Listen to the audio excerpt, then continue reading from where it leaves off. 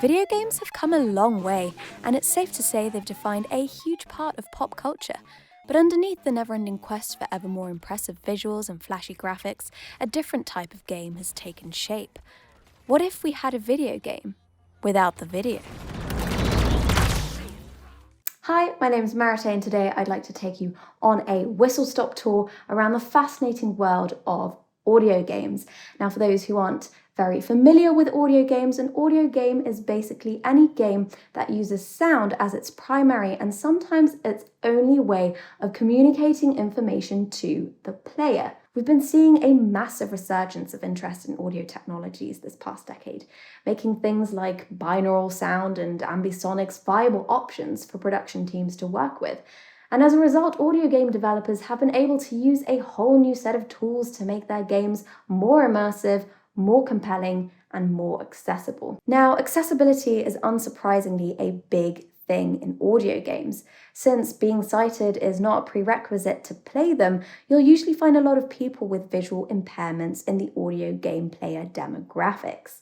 But it's not as simple as just taking away visual communication and slapping on some immersive audio. Making an audio game work is actually hard work.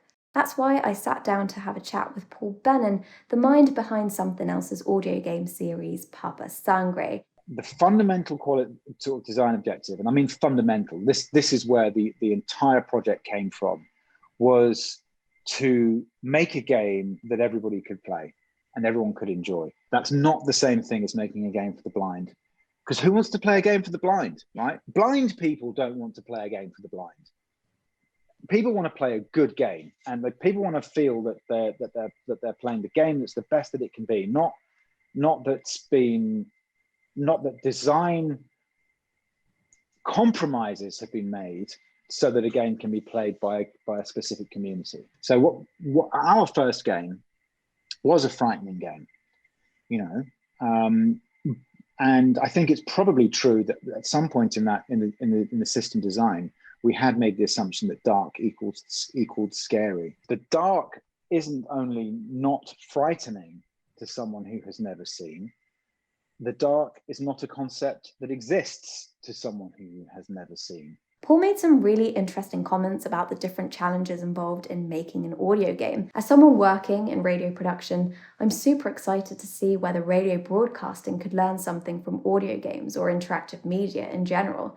These types of games could open up so many amazing possibilities for audio content, and who knows, maybe one day we'll be able to play the very first broadcast of an interactive radio drama. I decided to put my own sonic world-building skills to the test using an audio middleware program called Fmod, which is often used in sound implementation for games. Now, because it's that time of year when I start getting excited about Christmas, I created a little festive cottage living room environment. I designed 2 sound beds, a fireplace, and an antique clock, using a bit of EQ to increase low frequencies and a bit of reverb to get that cozy indoor feeling. I also added a public domain 1912 vinyl recording of some Christmas carols, which I edited to sound like it was coming from your great-grandmother's gramophone. You'll see that I created a somewhat more natural distance attenuation curve for this sound, and for the gramophone recording, I increased the min-extent degree so the sound would be a bit more spread out across the room. Now, for this next part, you might want to pop on some headphones to get that full 3D experience. I'll now open the sandbox window, place the sound objects into my environment, and move around a bit so we can hear how the sounds spatialize in the room.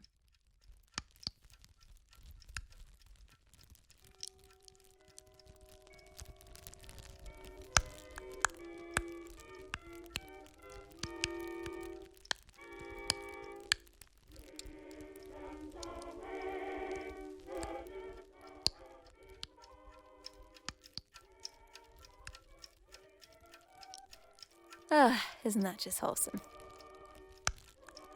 So that's it from me today, guys. I hope this video has convinced you to go download and play an audio game this weekend. Don't forget to subscribe for more audio content, and you will hear from me very soon.